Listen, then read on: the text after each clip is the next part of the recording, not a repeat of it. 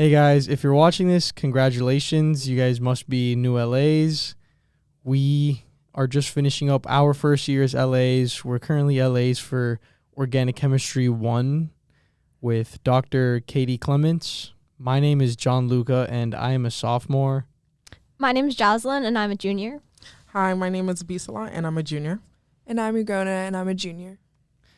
And we're kind of just making this podcast right now. We're just trying to have a conversation with ourselves, and we kind of want to give you guys the inside scoop of like what it is to be in LA. We're going to try to answer some questions you might have and dispel some myths about being in LA. Now, does anyone want to give a general outline of what we're going to talk about? Sure. So for the outline, we're going to talk about like the course structure and what our roles as LA looks like in organic chemistry. Next, we're going to go on to like expectations for the course and like first day, first week struggles that we had and how we dealt with them. Then we're going to talk about different talk mules and communications, which look like group me, text, or in-person communication with our small group of students. And then we're going to talk about our experiences with students over the course of the semester. Next will be about catering and adapting to individual students' diverse backgrounds and their learning. And then we're going to talk about connecting or reaching out to students who are struggling or have missed classes. And then lastly, oh, never mind, I lied. Then we're going to talk about difficulty of like balancing time with each student and also trying to be equitable with class time. We're going to talk about the use of multiple representations in organic chemistry. And then finally, we're going to talk about our conclusions and takeaways after being LAs for Organic Chemistry 1. So anyone want to talk about like the structure of the course? Like I know a lot of LA courses that have LAs are structured very differently. Yeah. I think ours is pretty unique. I think it's more personal. We get to be more personal with the students. So does anyone want to speak to that?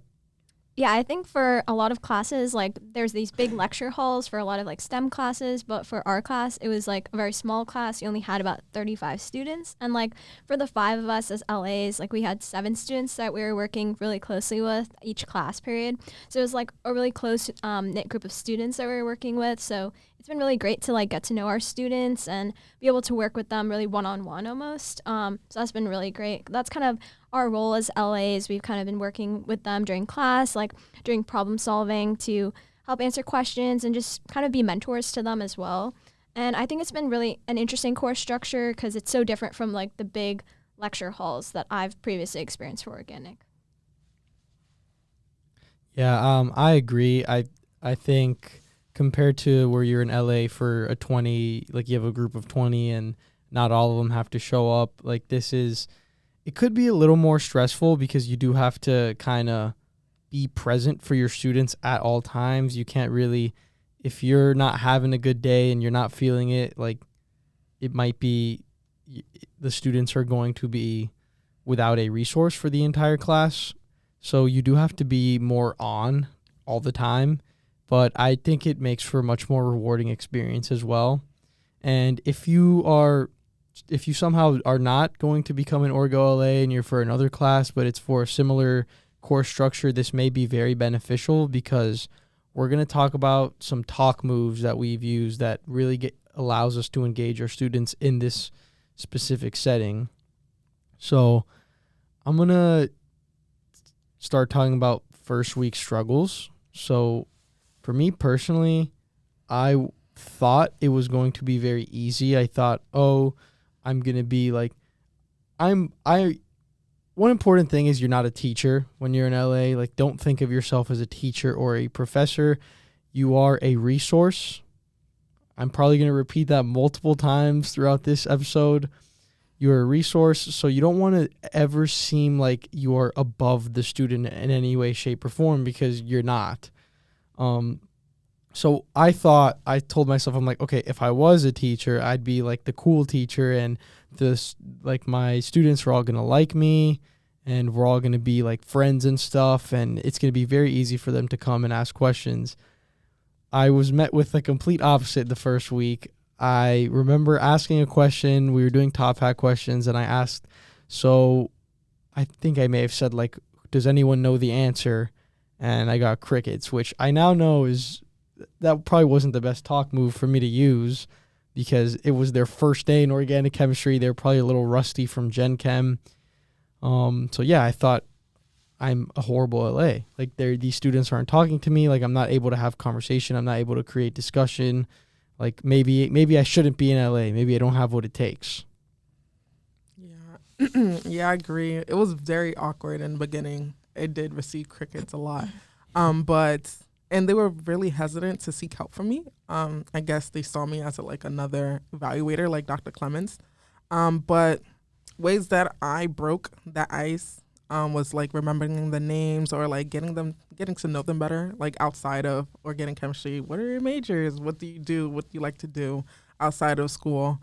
But that was my first week experience. Especially, it was weird since we had to like interact with everybody before we could finally make our own groups for the rest of the semester. Yeah, and I also agree. Like, it definitely was awkward the first 2 weeks because we didn't have like solidified groups yet. And also another thing that I've realized is like a lot of these people didn't like, this is their first experience with LAs, so I guess they didn't like know like the type of interactions that could consist of having these LAs. So I guess they were kind of like hesitant in that way as well, because they were just like this person at their table. They didn't know like what questions they could ask or like what their purpose was. So that connection definitely grew like over time, and with getting to know people more, it definitely like our bonds grew stronger through that.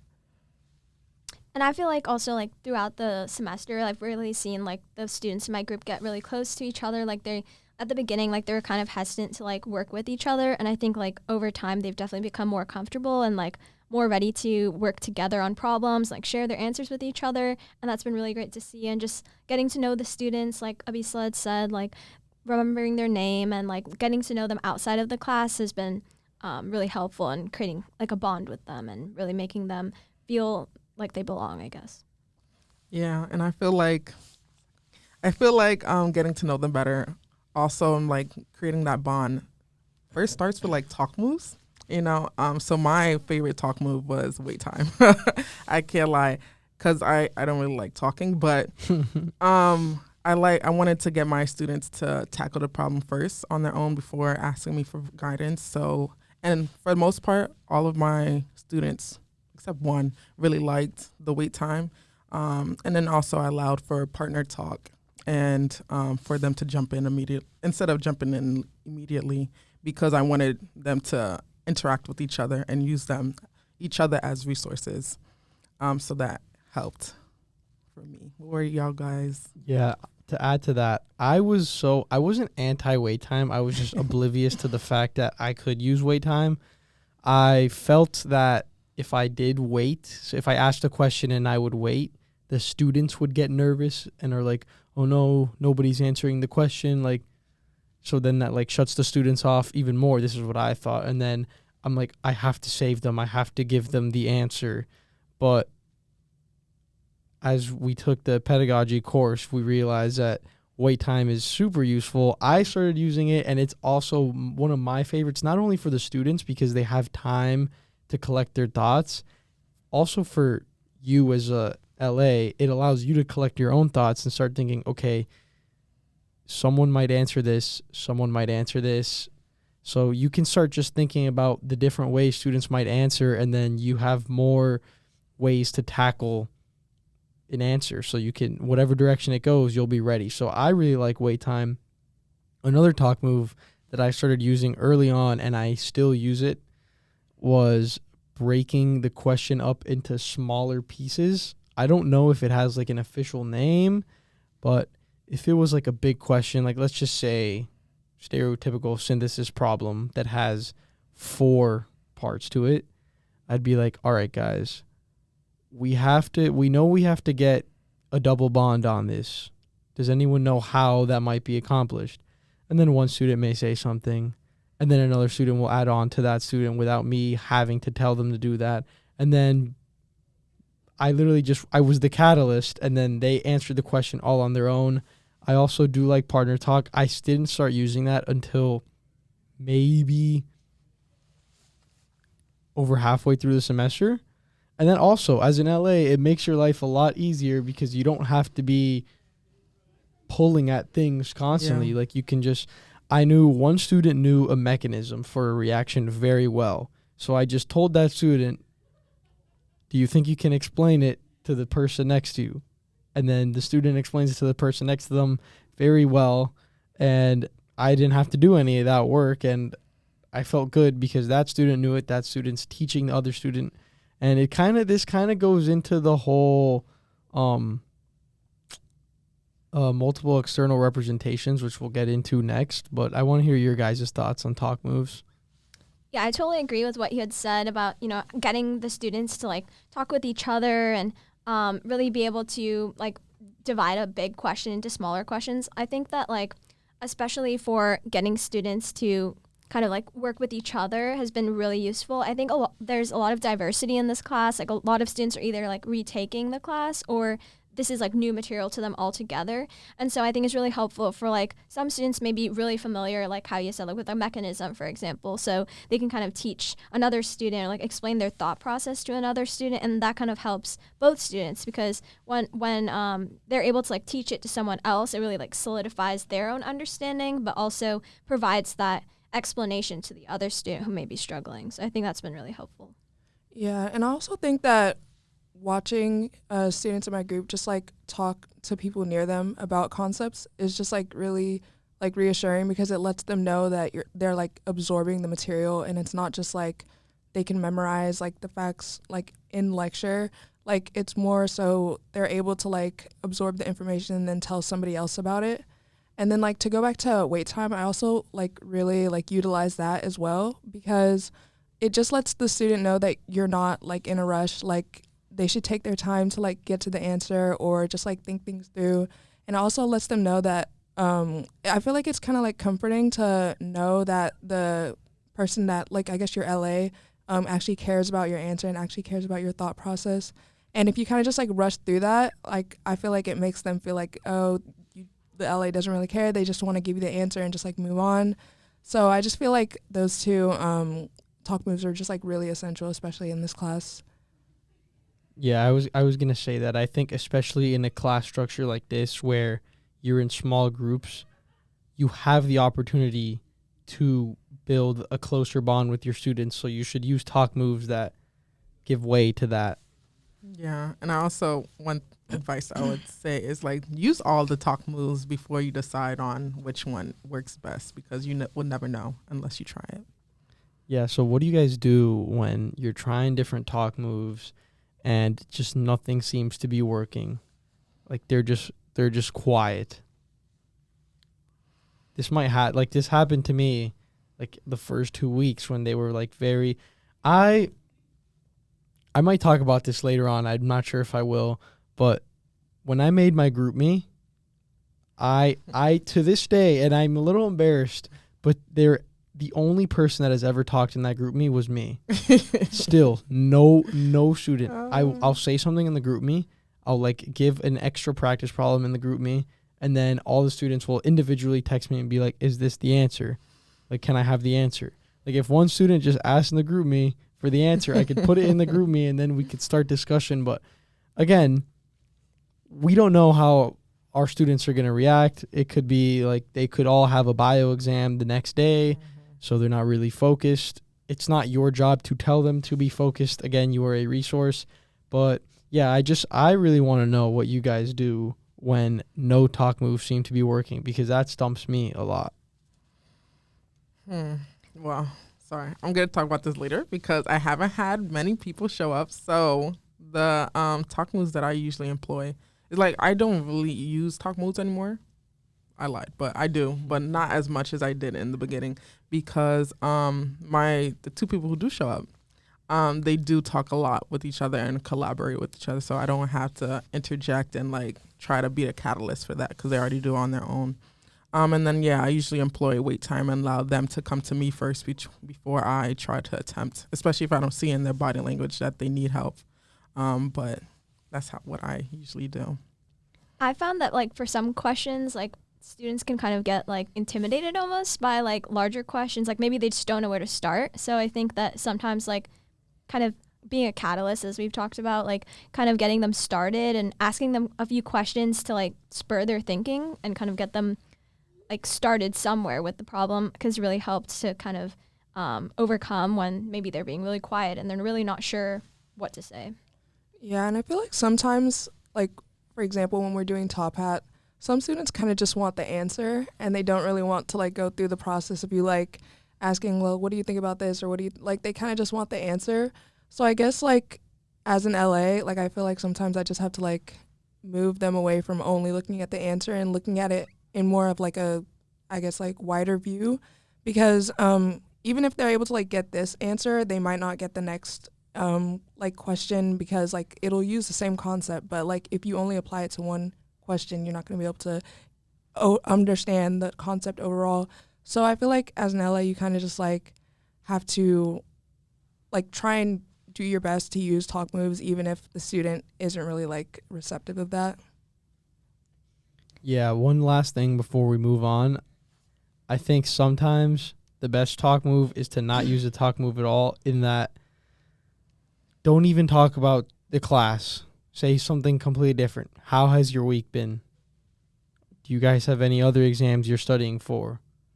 What's your favorite color? Anything except Orgo.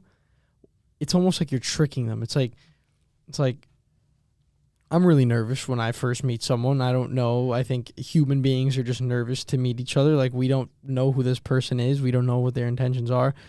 Not to get philosophical or anything, but you almost can like trick them into like starting to speak and having a dialogue, and then that dialogue about your favorite color will turn into a dialogue about what is the reagents that I should use to perform an addition reaction. But yeah, I think it's okay to like go back and not talk about Orgo, and first, build the bond with the students, and then start asking them the hard stuff that they'll be okay to answer incorrectly or not know the answer to. Now that leads us to our experiences with students over the course of the semester. I remember I had said that first week experience was not a good one for me. Not because of my students, just because I did not feel adequate as an LA. I now know that to be untrue. But yeah, there's just like a very big break-in period, because you're learning about yourself, you're learning about these students, and you don't know what works. So I just tried a bunch of things, stayed active in the group me. I did have a student that wouldn't come to class. I texted them to make sure everything was okay, offered to send them notes.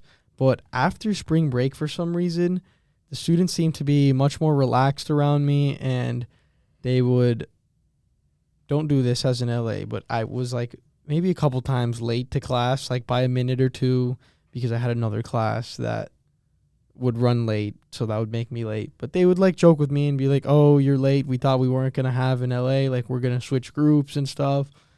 But yeah, they were just all around a lot more comfortable with me, and they would ask me questions, which that is my goal. My goal is to get students to ask me questions, because I know what their, like, the holes in their logic. So I know exactly where to go, what direction to go. I can get Dr. Clements if I don't know how to answer the question. But yeah, just do the same things. Yes, change the talk moves around if they're not working, but stay as active, if not increase your activity with them. As in, if you want to send emails to them, like recaps of the class, I know some of you guys do that. If you want to send group me messages, even though they don't answer, keep doing that. If you want to send checkup texts, if a student isn't doing well, good luck text before an exam, just keep doing that. And eventually, I guess it happens so much that the students just get used to it, and you are seen as an ally, a friend, and not a teacher. That's interesting because whenever I come to class, I always think like, damn, I have to go to another group because I might only have maybe nobody shows up or maybe only one person. But I do agree with you about just like being present and always checking in because at least they will get more comfortable with you over time and just letting them know with these check-in emails or texts about like how you doing, how was your week. Will let them know that you are there for them whenever they do want to come to you.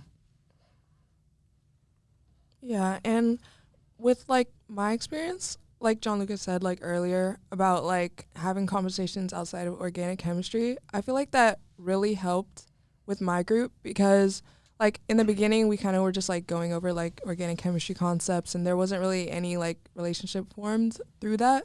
So like even like we had a conversation about like student registration and like what classes they should take next semester and they kind of just like got my advice on that. So I felt like that kind of just like let them know that I was more than just like in LA and I was also like a student as well and I'm their peer and that it doesn't have to be just like limited to organic chemistry. And I feel like that helped them kind of like break out of their shells kind of and just like collaborate with each other more and just like participate in class more. So I felt like that relationship has kind of grown over the semester. So it was really just nice to see that happen. Oh, I'm gonna jump in a little, but also I have like a lot of classes with my LA group. So I have a lot of classes with, and I see them outside of class. So I think that also helps with connecting and making bonds with them because you just don't always see them in class. You see them outside in the real world. Yeah, and I totally agree with that. Like, I've definitely had a lot of conversations with them about, like, course registration, for example, or, like, research and things like that. Like, it's really helped, like, establish, like, oh, you know, I'm just, like, one of you. Like, we're all peers together has really been helpful to make them feel super comfortable in the class and, like, really eager to, like, work with one another and ask me questions as well. And I think, like, over the course of the semester, like, I feel like at first I was almost like, if they show me an answer, like, oh, if it was correct, then it was correct. And I would just kind of like let them know, oh, yeah, that's right. But then I think over time I've been like, oh, so like, how did you get that answer? And kind of better understanding like their thought process in terms of like how they were able to get to a right answer. Maybe they got the right answer, but like the way that they got to that answer or like the processes that they use, maybe there's like kind of a flaw in that or something, maybe another question they wouldn't be able to use the same logic for. So kind of being able to understand their thought process has been like super helpful over the course of the semester.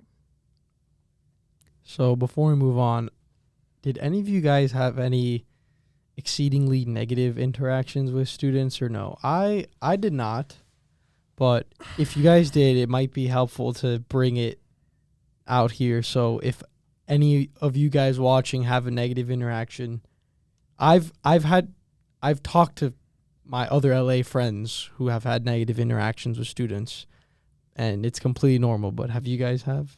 I want to say negative, but like maybe that was just how she was. But I always felt like I got a little attitude, but not that I had an attitude. She had attitude whenever we were talking about and going through a problem, and that I don't know, maybe I just didn't feel great because I could see in her body language and how she was going through a problem that she didn't understand, and I was just trying so hard to make sure that she understood, but like it never came to that. I wouldn't say it's negative, maybe her tone a little bit, but it is what it is. You just have to adjust and like make sure I'm being respectful and willing to help her, even though it might not be received as well. Yeah, and I wouldn't say I had like any negative interactions, but there have been some moments where I'll just like try and explain a topic, but I myself won't be as like knowledgeable on it. So it's kind of just like me like doing my best to like pull things together and help them understand. But sometimes I feel like they can kind of tell that I am not like exactly sure about what I'm talking about. So I wouldn't really say that's negative, but I guess it can like kind of like reduce my credibility kind of maybe. But Yeah, now that you guys bring that up, again, it wasn't exceedingly negative, but yeah, sometimes like you try to explain something to a student and maybe I do something that comes off as hostile or aggressive and condescending. I try not to, but maybe that just happens. We're all humans. We all mess up. But yeah, that happened to me with a student where I was trying to explain something and they were like, yeah, I get it. Like, you don't need to explain it to me. But they kept getting the same type of problem wrong. And then I would say, like, I would basically tell them that their answer was incorrect. They wouldn't believe me. Ask the professor. Professor would say it was incorrect. But then again, it's like, again, if it's kind of like a double-edged sword, because yes, you are a resource. So they're not going to see you as if the goal is for them to see you as a resource, so they're not going to see you as a professor. The professor is the one that has all the answers, the one that the master of the subject. We are not the masters of the subject. So it's totally okay for them to not believe us if we tell them something, you know? So initially that would bother me a little bit, obviously, because, I mean, we all want to be right. But then I realized, okay, this is okay because this means that they see me as the same as them, which is exactly what I want to be seen as, which is exactly what I am. So yeah, this kind of goes into like catering and adapting to like the diverse backgrounds of students. That's some like my students, if I was having trouble explaining something, I would get the professor. Some students learned better from the professor. I didn't take any offense to that at all. I just let them learn how they learn best. Some students never talked in my groups, but when I went to check their answers, they were always right. So I'm not going to pester them and try to get them to speak because they're clearly learning the material. So yeah, the way I kind of cater to it is almost like a feeling thing. Let them do what they're college-aged people. They know how to study by now, usually. So yeah, I kind of just let them do what they do. Yeah, I totally agree. I think like oftentimes like even I would like clarify with the professor like, oh, is this the right answer? Like just to make sure. And I think that I haven't really had any negative experiences with students. I think all of my students have been pretty like kind and like engaged, and I haven't really had any negative experiences honestly this semester.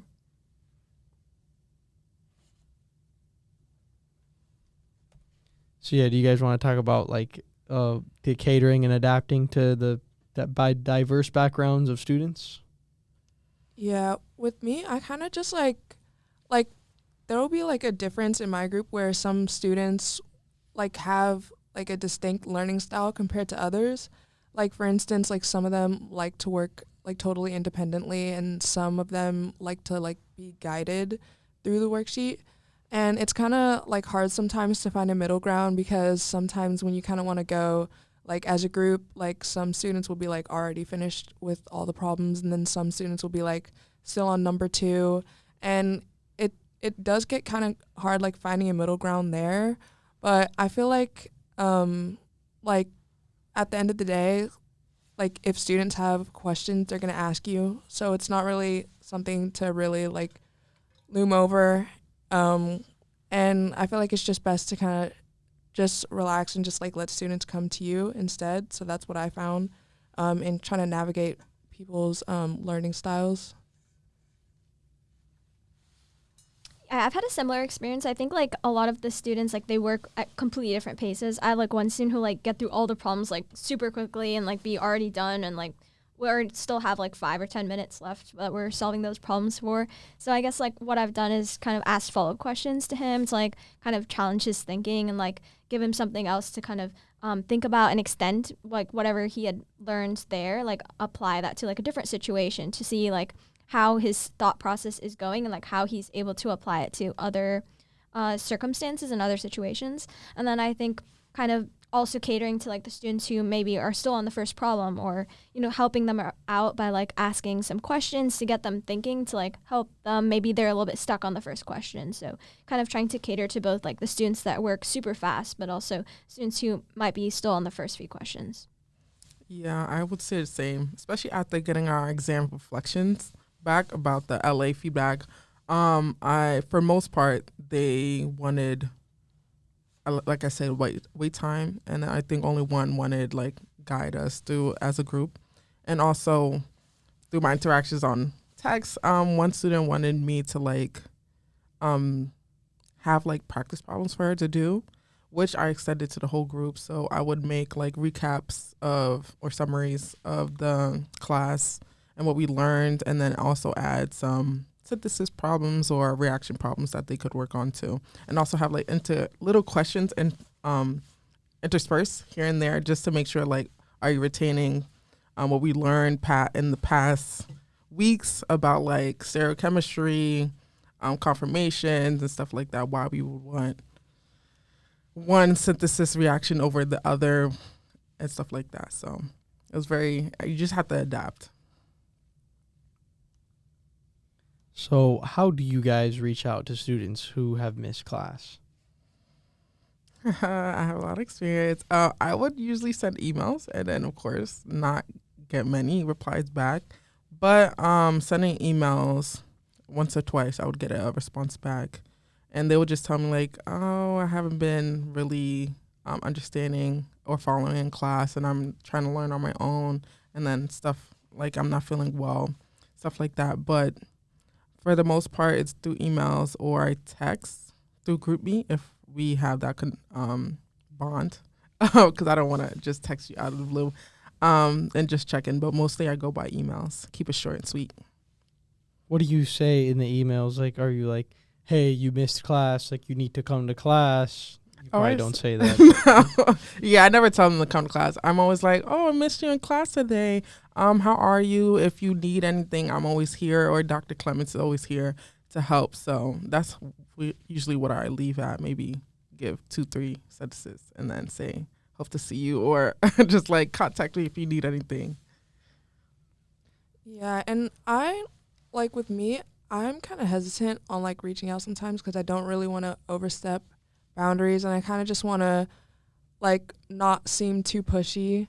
But it can be like really comforting to let the student know that you're there for them and that you're a resource, and that you are paying attention, and you know when they're not there, and you kind of just like want to make sure that everything's okay. But I just feel like when doing that, you really just want to, like Abisola said, keep it short and sweet and don't like do too much. And yeah, personally, I haven't done that this semester because it wasn't really a problem within my group, but it's definitely something that I could do in the future. I also like the idea of like keeping it short and sweet, and I think that like in my experience, like a lot of the students when they miss class, like they will actually like send a message to me and say like, oh, how far did we get in the worksheet? So like I feel like they've really advocated for themselves almost and really reached out to me. So it's been really a different, I guess, interesting experience for me. Just they would reach out and I would just kind of update them on how far we got through in the worksheet and like what progress we made during class. Yeah, I only had to do it one time. It's okay. It's also okay if you don't want to do it yourself. You can ask the professor. Maybe the professor is not aware of it. They probably already are, but you can ask the professor, and the professor can check in on the student if they haven't came to class in like over a month and you're worried that it might be something serious, but you don't want to overstep. That's definitely something you can do. There's resources that Vanderbilt has to deal with that. Like you can get I think it's like they request like a student check-in or something. I'm not sure, but I try not to mention anything about them missing the class. I'll say something. I know that sounds weird, but I'll just send a text and it's like, hey, today in class we did XYZ. If you want the notes, let me know. We got this far in the worksheet. And then they'll usually respond with something like, oh, yeah, I've been missing because of this, or thank you, or not respond at all. But just, again, I sound like a broken record. Resource, not authority figure. So what do you guys have to say about equity in the classroom? I felt like personally, like some students might be like really eager to talk with you during class. Like they really want to like get clarification. They have so many questions to ask you. And then other students might be really quiet. So I guess kind of like equally spending your time and being sure to like really engage all your students, especially, the ones that maybe won't reach out directly to you with questions, but you can kind of sense like just by noticing how they're working and really be like reticent and like really watch out for like cues as to kind of what questions they might have.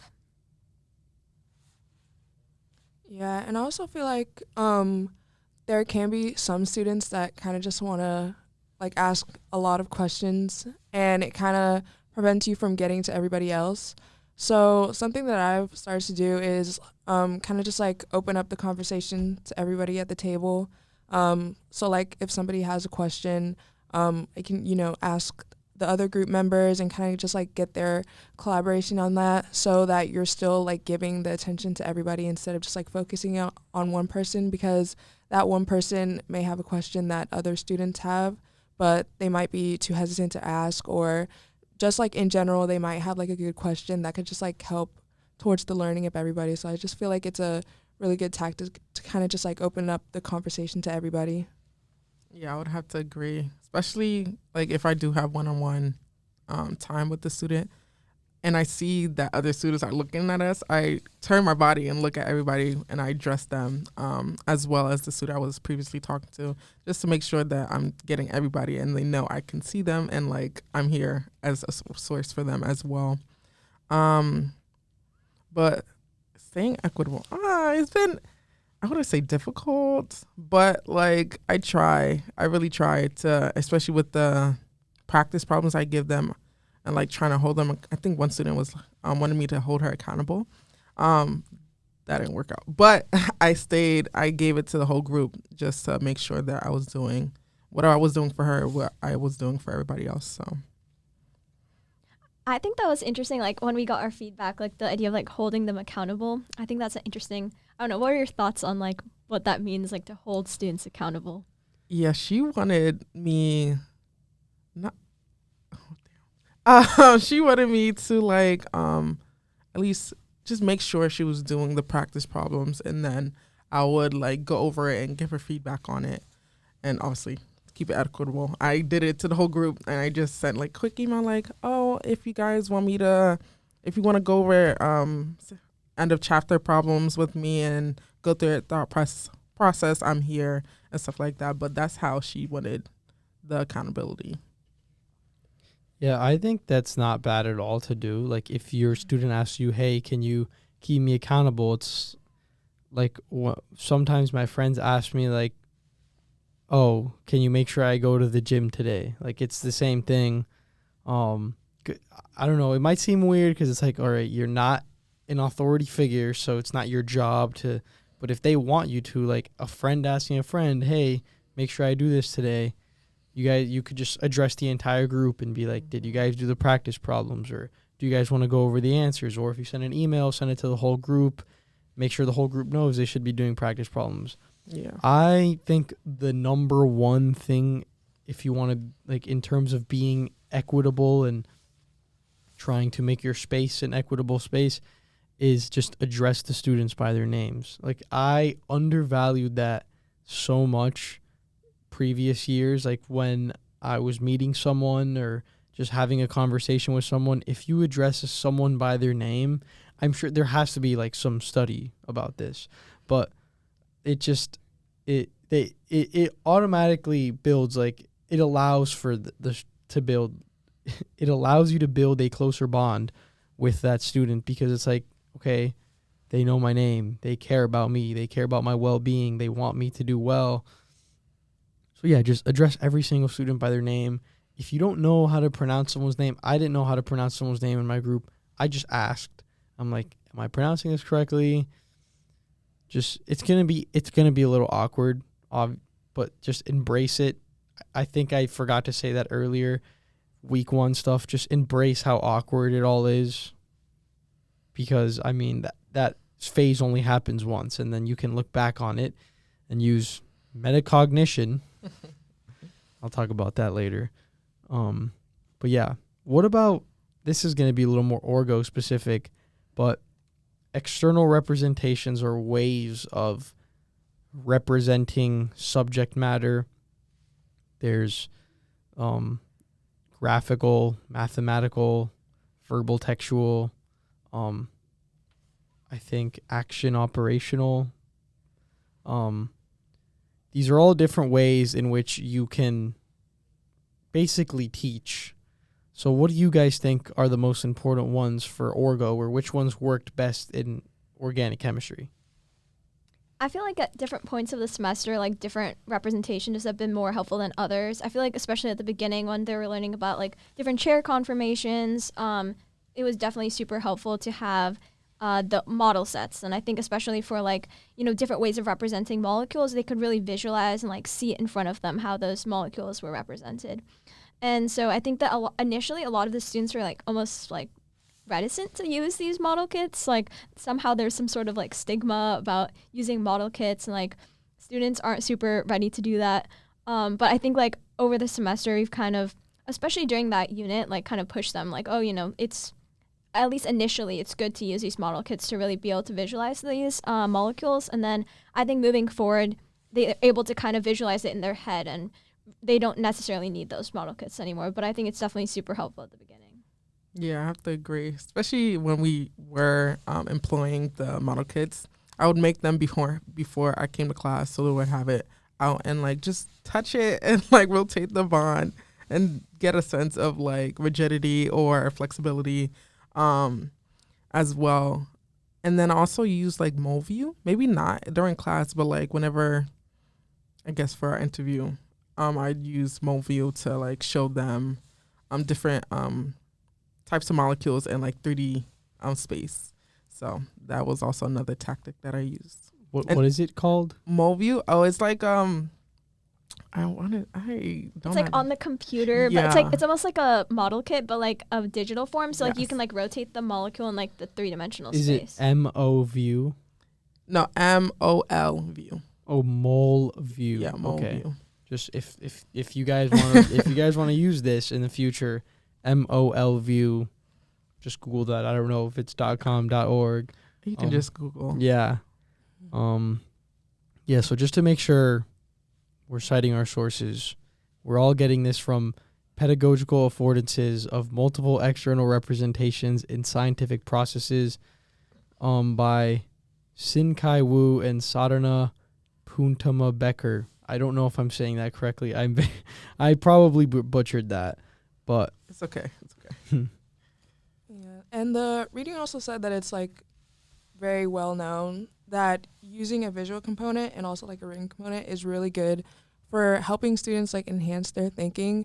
So I feel like it's good to at least introduce like model kits to them, and they can like decide what they want to do with them. But like during class, I know we used model kits a lot for like Newman projections. So I feel like working as a group and kind of just like using them together kind of like gives them an idea of what they can do with it.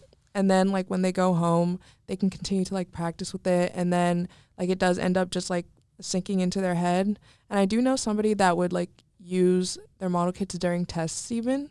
So I guess like it's something that they can like carry with them.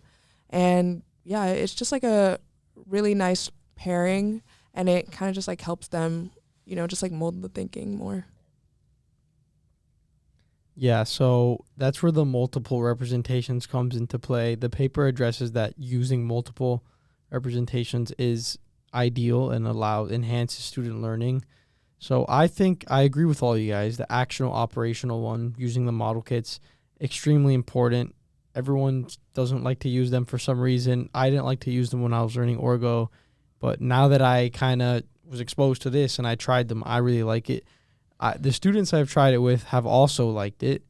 Like I've gotten a couple aha moments when I pull out the model kit and they're like, oh, this is why the carbocation is more stable. I also like to pair that with verbal textual, which I honestly think we all do without even realizing it. Verbal textual is kind of like in substitution reactions, we say SN2 engages in backside attack, like something like that, or this attacks this, or this leaves. Like these are all like metaphorical ways of explaining what happens in the molecule. And I think students, when I ask students to do like pair share, I think that's what it's called, they'll exchange the metaphors they use for each other. Like, okay, this attacks this, or this, some metaphor. And I really think the verbal textual helps, because that when you're like stuck on a problem or a mechanism in an exam, you're like, what is it again? Oh, backside attack, inversion of stereochemistry. I have to change the dash to the wedge. So I do think the pairing of those two is very useful. So concluding remarks. Does anyone want to give some takeaways on the entire semester?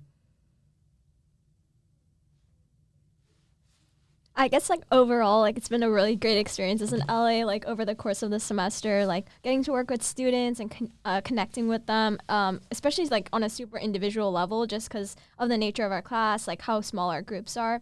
I think it's been a really great experience, and I think that all of you new LAs will definitely enjoy it as well. Yeah, it's definitely like a big learning experience, especially when taking the pedagogy course alongside it. Like I learned so much about like teaching skills and how to like interact with students, and it kind of just made me reflect on the way that I've interacted with professors in the past, and like even the talk moves that they've used, and like how they could have improved even, and how I could improve. So I just feel like it's a learning experience not only for the LAs but for the students as well, and it's just like a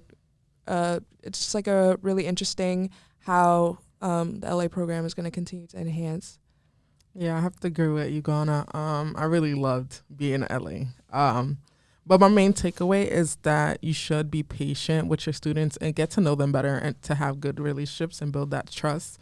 Also advise, like, just be cognizant of your tone. Like, you might not think you're being rude or like you have like a slight attitude, like condescending, but you might come off that way to the students. So just be cognizant and be really aware of their body language as well. And then I would advise just being clear with your boundaries as a LA, because it's not your only job. You are a student. I struggled because I always like try to give my all to my students, but obviously, especially towards the end of the semester, I was like, let me put a pause on this. But just being there for them as much as you physically can. So that was my takeaways. Yeah, one thing I want to say, two things actually. One thing is be persistent. So I still text in my group meet to this day, and I still get nothing. But you're laughing, but it's true. It's even if they don't answer, I am making myself available. They will probably go on and text me privately, but just be persistent. Don't stop doing it, because then that just seems like you give up on your students, and then that might make the problem worse. If talk moves aren't working, try new ones. Talk to other LAs. Talk to whoever is teaching the pedagogy course. They are good resources. Very good resources. Yeah. You are a resource to your students, and you can also seek out resources so you can be a better resource to your students. And another thing is embrace the awkwardness in this whole process. Like, there are going to be awkward moments. There's going to be times where your students are tired and they don't feel like participating. There might be times where you're tired and it's hard for you to engage students. But just embrace all the moments. Be honest. Be open with your students. Be like, hey, guys, just got out of a test. I'm not having the best day. Like, let them know that you're a human being too. Or if you don't quite know how to answer something, it might be awkward, but just say, I don't know. Let's ask Dr. Clements, and maybe she can give us an answer, because I do not know. It all just helps you. Embracing this awkwardness, I think, just helps you come off as more human. Yeah. Definitely use Dr. Clements as research. Whenever I didn't know, I'd be like, Dr. Clements.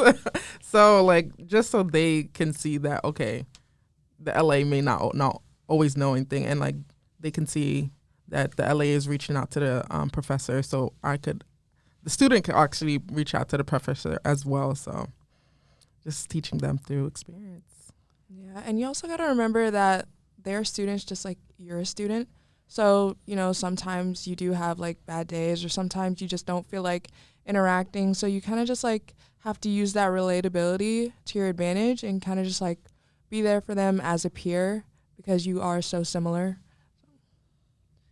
Yeah, so I think that pretty much wraps this up. Yes.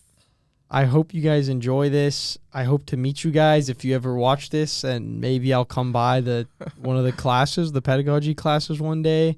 But yeah, good luck. Good luck in Orgo. Good luck if you're not in Orgo and you're going to be in LA for another class. Yeah. Good luck, everybody. Because it's tough. It's tough, but like you will get the hang of it. You have a whole semester.